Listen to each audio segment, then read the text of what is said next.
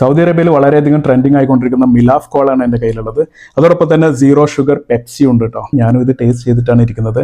ഇത് വളരെ ഒരു ഹെൽത്തി ഡ്രിങ്ക് ആണ്, ഷുഗർ ഉള്ളവർക്കൊക്കെ കുടിക്കാൻ പറ്റും. ഇതിൽ ഷുഗർ അടങ്ങിയിട്ടില്ല എന്നൊക്കെയാണ് പലരും പറയുന്നത്.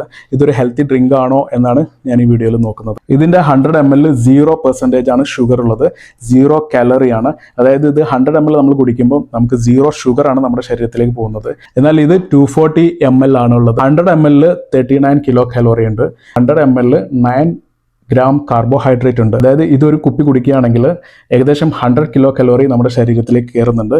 ഏകദേശം ഒരു 20 ഗ്രാം കാർബോഹൈഡ്രേറ്റ് നമ്മുടെ ശരീരത്തിലേക്ക് കയറുന്നുണ്ട്.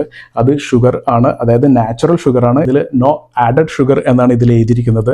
അതായത് ഡയബറ്റിക് പേഷ്യൻസിനൊന്നും അത്ര ഒരു നല്ലൊരു ഡ്രിങ്ക് അല്ല, പക്ഷേ നിങ്ങൾക്ക് ടേസ്റ്റ് ചെയ്യാം, കുടിക്കാം. ഇതിൻ്റെ പ്രത്യേകത എന്താണെന്ന് വെച്ചാൽ ഇതിൽ ഗം അറബിക് അടങ്ങിയിട്ടുണ്ട്. അതാണ് ഇതിൻ്റെ ഒരു സോൾവെന്റ്. ഗം അറബിക് നമ്മൾ പല കടകളിലൊക്കെ കണ്ടിട്ടുണ്ടാവും.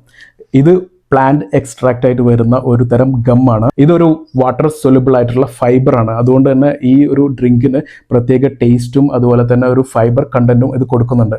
ഇത് നമ്മുടെ ദഹനത്തെ സഹായിക്കും. ഇത് നമ്മൾ കഴിക്കേണ്ടത് ബിരിയാണിയൊക്കെ തിന്ന ശേഷമല്ല, അതിന് മുമ്പ് കുടിക്കുകയാണെങ്കിൽ ദഹനത്തെ ഹെൽപ്പ് ചെയ്യും. അതുപോലെ തന്നെ ഗ്യാസ്ട്രിക് മോട്ടിലിറ്റി കൂട്ടും, ഗ്യാസിന്റെ പ്രശ്നങ്ങളൊക്കെ കുറയ്ക്കും. മറ്റ് ഏത് കാർബണേറ്റഡ് ഡ്രിങ്ക്സ് പോലെ തന്നെ ഇത് നോ ആഡഡ് ഷുഗർ എന്നാണ്. നമുക്കറിയാം നമ്മുടെ അൽമറായി ജ്യൂസുകളിലൊക്കെ ഇത് എഴുതിയിട്ടുണ്ട്, പക്ഷേ അതിനർത്ഥം അത് ഷുഗർ ഇല്ല എന്നല്ല, അതിൽ നാച്ചുറൽ ആയിട്ടുള്ള ഷുഗർ ഉണ്ട്.